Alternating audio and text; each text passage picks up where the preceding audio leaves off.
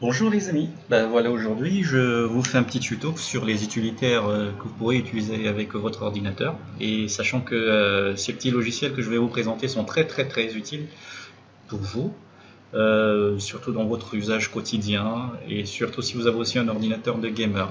Voilà. Donc déjà vous devriez savoir que à chaque fois que vous travaillez, que vous alliez sur votre navigateur ou alors que vous exécutez certains programmes, il y a tellement de fichiers qui sont créés, qu'on appelle parfois des fichiers temporaires, qui sont créés et qui parfois saturent votre disque dur et qui ne peuvent être supprimés que par vous-même ou alors par une application avec laquelle vous avez fait une programmation, c'est-à-dire une planification sur le nettoyage. Voilà. Donc, pour aller plus rapidement, je vais vous présenter déjà d'abord ces utilitaires dont je vous ai parlé. Nous allons commencer par ADW Cleaner. Vous trouverez le lien dans la description. Mais en fait, c'est un logiciel qui permet de retirer des adwares de votre ordinateur. Comment est-ce que vous attrapez des adwares? Quand vous allez parfois dans certains sites web pas très recommandés, par exemple des sites web de téléchargement de torrents ou alors des sites web pour adultes et autres, vous avez plusieurs pages publicitaires parfois qui peuvent s'afficher au même moment. À chaque fois que vous cliquerez sur la page du promoteur, vous aurez toujours une page publicitaire qui va s'afficher. Alors, les pages publicitaires qui s'affichent parfois contiennent des adwares, donc des virus, on les appelle des adwares. Et la plupart des antivirus, principalement, sont fous en fait de ces adwares. Donc, je vous conseille de télécharger cette petite application qui s'appelle Adware Cleaner de l'entreprise Malwarebytes. Vous pouvez le télécharger directement ici, c'est-à-dire sur le bouton télécharger gratuitement. Déjà, je vais vous dire, c'est un logiciel totalement gratuit qui n'a pas besoin de licence et autres. Vous pouvez l'utiliser directement sans avoir à l'installer. Il est très efficace. J'en ai testé plein des malware, des adware removers, donc des adware cleaners. Je vous rassure que celui-là, il fait vraiment bien son travail par rapport aux autres. C'est vrai que parfois il détecte des faux positifs, mais par contre il marche très bien. Je vais vous montrer comment il fonctionne. Donc je vais le lancer, il est là. Voilà. Ok, je l'ai lancé. Voilà, il se présente comme ceci. Donc dès que vous le lancez, vous cliquez sur analyser maintenant. Il va analyser votre ordinateur en général. Voilà, il analyse. Pendant ce temps, vous pouvez faire autre chose. S'il détecte, voilà, vous voyez, chez moi, il a détecté 2 adwares, mais je pense que ce sont des faux positifs. Voilà, c'est bon, je crois. Il a terminé. Le seul souci avec ce logiciel, c'est que lorsqu'il fait un clean-up, après, voilà, ça c'est un faux positif. Voilà. C'est pas un adware quoi. Donc c'est juste qu'il comprend pas exactement les valeurs du registre de ceci, alors que c'est pas un virus quoi, vous voyez. Donc on peut essayer de regarder, je pense qu'on peut regarder le détail, consulter la définition des menaces, signaler info. Bon, je vais essayer de voir tout ça après, mais croyez-moi, c'est des faux positifs. Bien. Après Adware Cleaner, vous avez un autre logiciel de la même entreprise qui s'appelle Malwarebytes même. Voilà, c'est le nom du logiciel. Il s'appelle Malwarebytes. Vous pouvez le télécharger aussi gratuitement, mais à la différence d'Adware Cleaner, lui, il n'est pas totalement gratuit. Voilà, vous avez la possibilité de l'utiliser pendant 14 jours, mais il est très efficace pour la suppression des malwares. Et qu'est-ce que c'est comme malware? Ce sont des petits logiciels, un peu comme des logiciels espions, qui peuvent exploiter votre ordinateur avec ses ressources, ou alors récupérer des données de votre ordinateur en faisant des ransomware. Voilà. Donc, vous avez un exemple de malwarebytes actuellement, qui actuellement est très répandu. C'est celui du Bitcoin. Donc, il s'installe dans votre ordinateur et il fait du minage. Il mine en fait du Bitcoin sur votre ordinateur et vos ressources pour le propriétaire qui a créé ce malware. Alors vous verrez tout le temps les ressources de votre ordinateur en train d'être consommées au max, et vous ne verrez jamais les processus qui les consomment. Donc pour savoir comment est-ce que ça fonctionne, vous allez sur gestionnaire des tâches et vous essayez de regarder les performances de votre ordinateur au niveau du processeur principalement et de la carte graphique. Donc si vous remarquez en fait qu'il y a une surconsommation du processeur malgré le fait que vous n'êtes même pas en train de travailler et aussi une presque surconsommation du GPU, sachez que vous êtes sûrement infecté par un Bitcoin. Par un malware de Bitcoin, voilà. Alors, comment les retirer? Parce que la majorité des antivirus que j'ai eu à tester aujourd'hui n'ont pas encore cela dans leur base de données virale.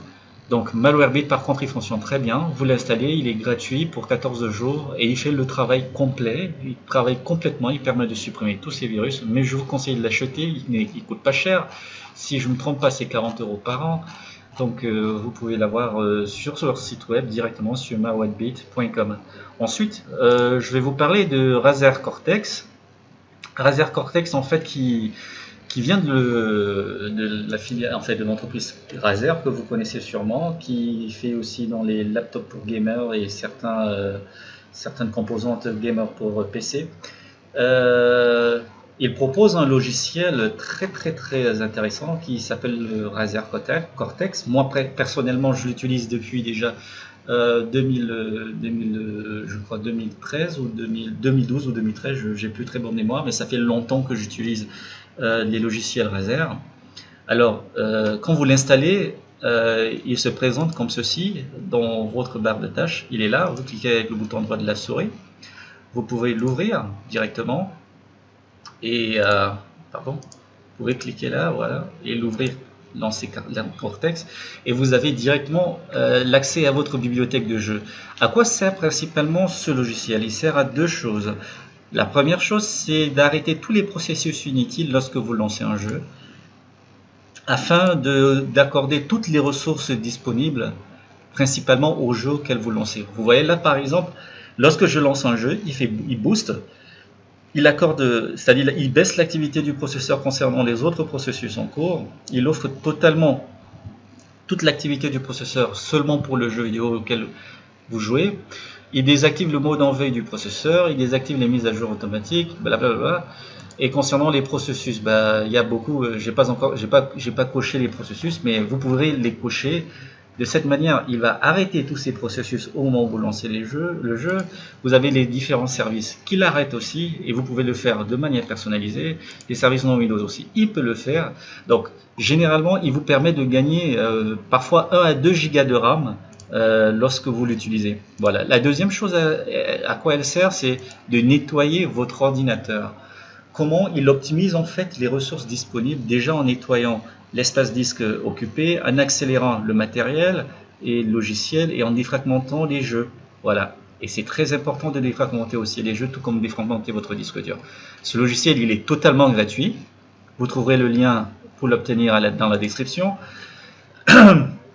Voilà, donc si vous avez aussi du matériel Razer, genre souris et clavier RGB Razer, vous pouvez télécharger un autre logiciel qui vient avec, qui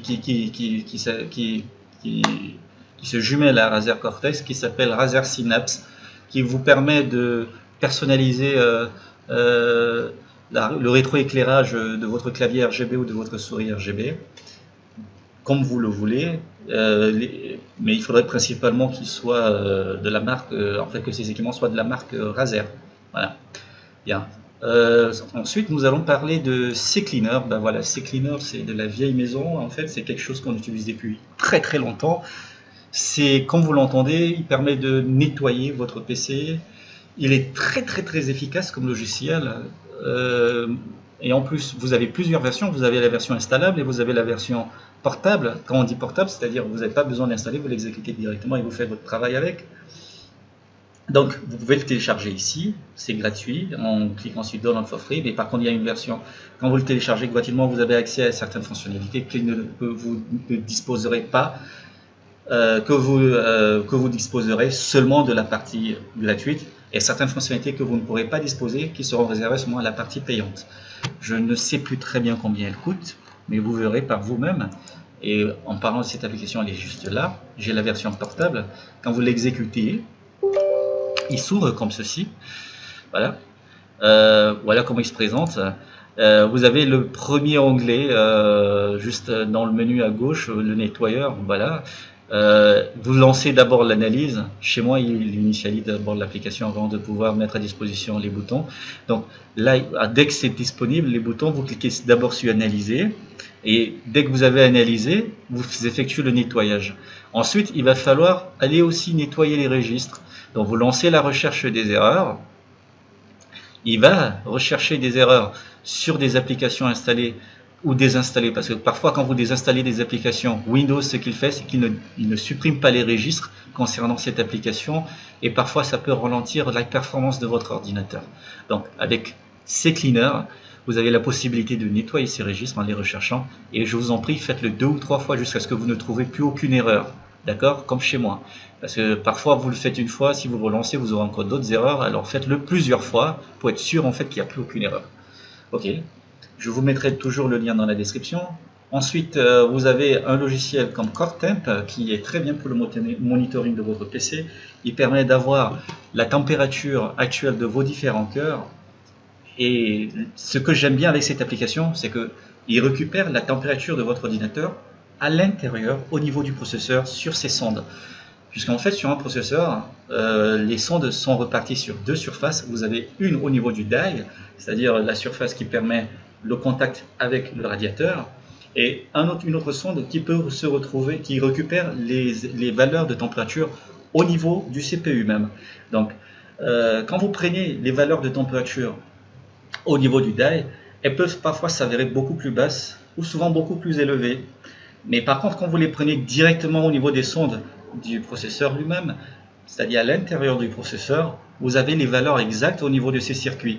Donc, au niveau de ces transistors, je crois, si je ne dis pas n'importe quoi, vous avez les valeurs exactes au niveau de ces transistors, et ça vous permet de monitorer exactement la température de votre processeur et de pouvoir arrêter des tâches trop gourmandes. Donc, CoreTemp, comment il se présente? Il se présente exactement comme sur l'image dans le site web. Donc, vous l'ouvrez, il est là. Voici comment il se présente. Vous avez les différents cœurs que possède votre PC. Chez moi, j'ai un i7 7700, j'ai 4 cœurs physiques et 8 threads. Donc voilà, il est là. J'ai la température, il vous donne la température maximum de votre CPU qui est 100 degrés. Il vous donne les températures maximales et minimales que vous aviez sur votre CPU, ce qui vous permet de monitorer à temps réel. Et en plus, il peut vérifier une possibilité de mettre à jour votre BIOS. Voilà, ça c'est aussi une possibilité. Je vous assure, ce logiciel, il n'est pas lourd, il est totalement gratuit et il est très facile d'utilisation.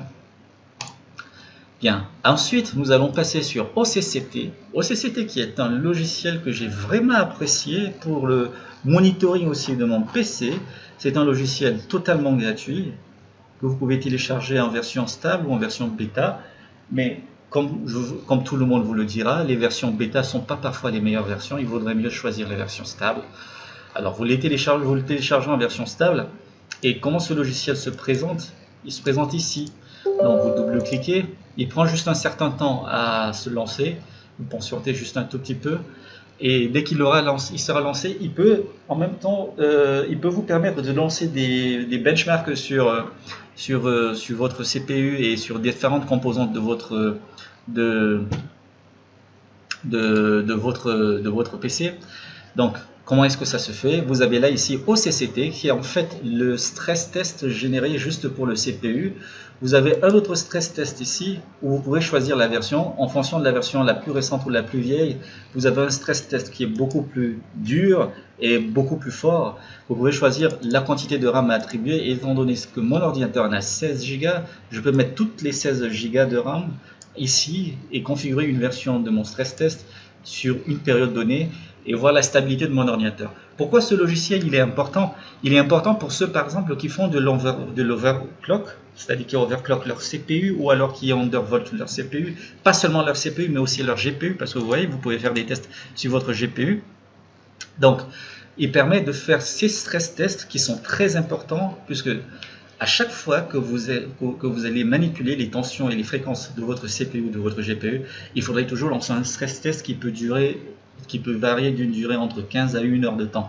Si après cette durée, vous avez un PC qui est assez stable, ça signifie en fait que votre overclock ou alors votre undervolting a fonctionné. Voilà. Il permet de monitorer aussi les tensions. Chez moi, par exemple, j'ai fait de l'undervolting sur mon CPU. J'ai la possibilité de vérifier ici au niveau des tensions. Je peux savoir exactement que je suis à moins 0,11 millivolts, ce qui permet de comprendre en fait que lorsque je lance un jeu ou bien lorsque je lance un programme assez gourmand, il est possible parfois que l'ordinateur réinitialise sa tension pour réaffecter beaucoup plus d'électricité et beaucoup plus de puissance au CPU. Et quand ça arrive, vous avez ces valeurs qui reviennent à 0 comme ici en dessous. Voilà. Donc, et subitement, si vous êtes en train de jouer, vous allez voir que votre température est en train d'augmenter au max. Alors, qu'est-ce qu'il faut faire? Il faudrait d'abord arrêter le PC. Ça signifie en fait que votre undervolt n'est pas optimal. D'accord? Vous devrez arrêter ce que vous étiez en train de faire, revenir. Si vous le faites, si vous aviez fait votre undervolting avec certains logiciels comme Intel XTU dans Extreme Tuning Utilities, vous pouvez revenir là et refaire votre undervolting et refaire le test avant de relancer votre jeu. Ben voilà, c'est un logiciel très important qui se complète à ma vidéo précédente sur l'undervolting. Vous pouvez l'utiliser, ce logiciel. Voilà. Il est totalement gratuit et vous aurez le lien aussi dans la description. Tout à l'heure, je vous parlais d'Intel Extreme Tuning Utility. Vous pouvez le télécharger aussi gratuitement. Il vous permet de faire de l'overclock et de l'undervolt de votre PC. Il s'applique à différents types de processeurs que vous pouvez voir là. Vous avez des générations qui varient en fonction de votre processeur. Et principalement, quand il s'agit d'overclock, ça s'applique principalement sur des processeurs débloqués, c'est-à-dire avec des lettres K. Quand vous verrez des lettres K sur chaque type de processeur, ça signifie en fait que ce sont des processeurs débloqués sur lesquels vous pouvez pratiquer l'undervolt à votre guise. Non, l'overclock, voilà, et l'undervolt. Ensuite, pour ceux qui jouent aussi avec leur manette PS4 sur PC, je vous conseille ce petit logiciel qui s'appelle DS4 Windows. C'est un petit logiciel qui fait fonctionner votre manette PS4 sur un PC comme si c'était une PS4. Je ne sais pas si on se comprend. Voilà, ça vous permet d'utiliser votre manette PS4 sur PC et en simulant votre PC comme une PS4. Voilà, s'il faut le résumer, c'est un peu ça. Le logiciel est totalement gratuit. Et comment faire pour l'utiliser? Vous prenez votre manette PS4, vous appuyez sur la touche PS et sur la touche Share au même moment. Vous verrez après le témoin lumineux va se mettre à clignoter plusieurs fois. Alors, vous allez ensuite sur les paramètres de votre PC, vous allez dans périphérique et quand vous êtes dans périphérique, vous accédez à la partie Bluetooth, vous lancez ajouter appareil Bluetooth, vous allez sur Bluetooth et automatiquement vous verrez la plupart des appareils, tu l'as détecté là et vous verrez la manette PS4 en plus. Alors vous ajoutez votre manette PS4, dès qu'elle est couplée, vous aurez le logiciel DS4 Windows. Moi je l'ai ici, donc dès que vous l'ouvrez, il se présente comme ça. Vous ajoutez, dès qu'il va détecter automatiquement la manette PS4 et vous configurez des paramètres ou par défaut auxquels vous donnez un nom. Chez moi j'ai nommé PS4 et après vous n'avez pas besoin de fermer la fenêtre, vous la réduisez simplement, elle va aller au niveau de la barre des tâches et vous pouvez jouer à tous les jeux que vous voulez en simulant une PS4. Et vous pouvez tout faire aussi, vous pouvez changer votre témoin lumineux comme sur PS4, c'est-à-dire vous pouvez aller du blanc au rose, au rouge, c'est à votre choix. Il est très facile d'utilisation et c'est un logiciel totalement gratuit comme d'habitude. Ben voilà, nous sommes rendus à la fin de notre vidéo test. Je vous encourage à vous abonner à ma chaîne parce que quand vous vous abonnez ou bien quand vous likez mes vidéos, ça m'encourage aussi à faire mieux. Si jamais vous avez des questions relatives à ce que je viens de présenter, je suis tout à fait ouvert. Laissez-moi juste des commentaires et je vous reprendrai au moins dans 1 heure. Allez, ciao!